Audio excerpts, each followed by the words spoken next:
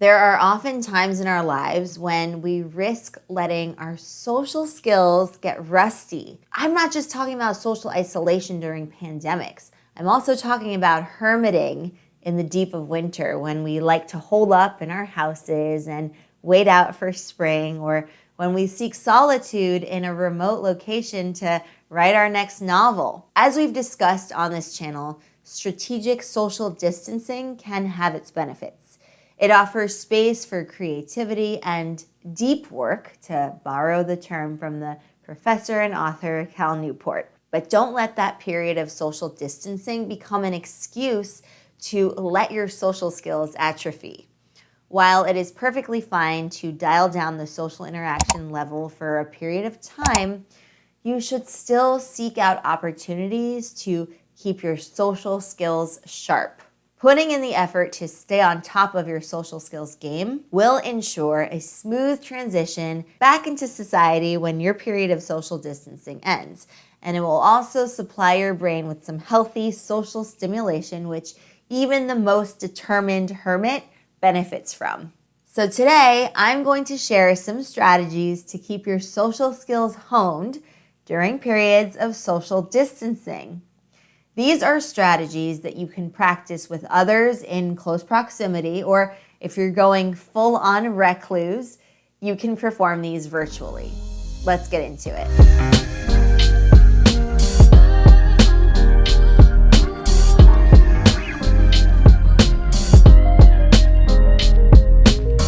What is up, Explearners? Mary Daphne here of Explearning.co, where we believe social skills are the key to the good life. What is the good life? It's a life where you call the shots, you have a crew you can count on, and you're on a mission that you care about. Now, before I jump in, I wanted to tell you about a great free resource that we've created for the Explearning community. It's a comprehensive small talk guide. So if you find yourself grasping at thin air when you're in unfamiliar social situations, then our small talk guide is for you. Just click the link in the description box below to get the free downloadable delivered straight to your inbox. Okay, now onto the strategies for stretching those social skills muscles. Number 1, practice empathetic listening. Too often in our world of smartphones and constant distractions, when we listen to someone speaking to us, we only do so partially. We're trained to multitask. So I'm going to challenge you to do the exact opposite. The next time someone says something to you, listen to what they're saying with all of your might. Employ your full sensory faculties. Listen without judgment or forming an opinion or composing a pithy response or quipping something clever. Allow there for to be silences and pause, because that will allow the other person to continue speaking. And once they have finished saying what they plan to say, should you respond. Make sure, though, that your response demonstrates that you truly listened. You don't have to agree with them if you don't feel like it, but you do need to demonstrate that you understand why they feel the way they feel. And if you don't understand their position, encourage them to share more. Show that you care. The idea here is to practice active and empathetic listening. So let the other person do the driving. And we have a video about active listening and empathetic listening, so check those out for some more information. Number 2, make eye contact. The next time you speak with someone, make a concerted effort to look them in the eye. And I'm not talking about furtive millisecond glances. I'm talking about holding their gaze for a few seconds. Prove that it is deliberate. This kind of eye contact demonstrates that you care about what the other person is saying and that you respect them enough to give them your full, undivided attention. If you are relying on video chat, this is a bit tricky because to look someone in the eye on video chat, you actually need to look into the camera lens. But just imagine that the lens is an eyeball, and the effort of looking into it will achieve the same purpose because you're doing it deliberately. You'd be surprised how uncomfortable eye contact can be, right? It feels much safer to look at our phones or anywhere else but someone's eye. This is particularly the case after extended periods of social distancing, and this is why it's an important skill to keep practicing. Number 3, compose 2 emails. Written communication is a form of social interaction, and you don't want that to go dull either. So let's write a couple of emails, right? Make the first email professional or work-related. It can be about exploring a new business opportunity or checking in on an existing client. The point here is to use appropriately professional language and a more formal structure. So we have an entire guideline for how to email like a boss, so you can check that video out here. Now, the second email should be addressed to a friend or a family member. Make it warm and friendly. The goal here is to practice your empathetic writing. So you want to show some emotion, make your personality shine through in it, put a smile on the recipient's face.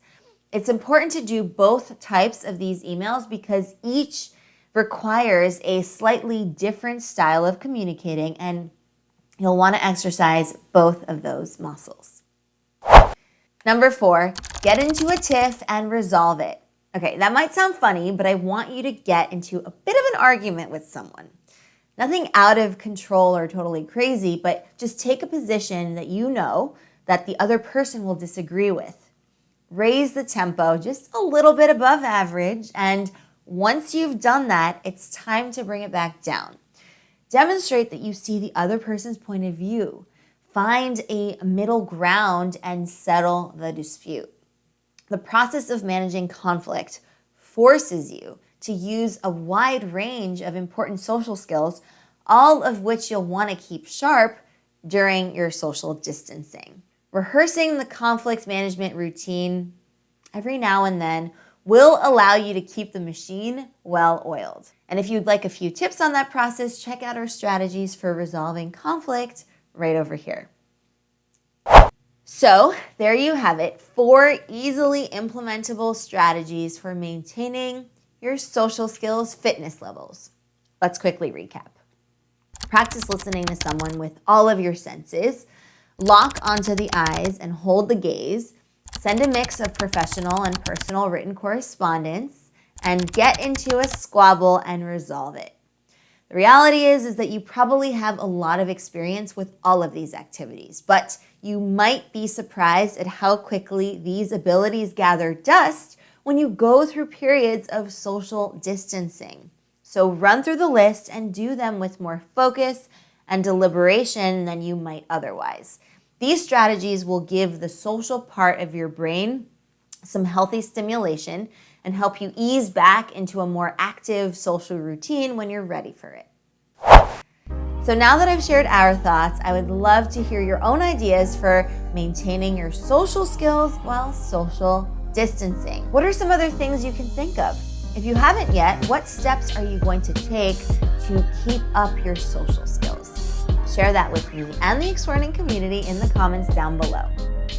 And if you loved this lesson, please be sure to let me know. You can give this video a thumbs up on YouTube. And if you haven't done so already, subscribe to join our tribe of Explearners so that you never miss a lesson. And if you ring that bell, you'll get notified about our new videos and our weekly live streams. Email this video to a friend or a coworker who also wants to supercharge their social skills. While we're at it, feel free to also share it with your friends on Facebook and Twitter as well.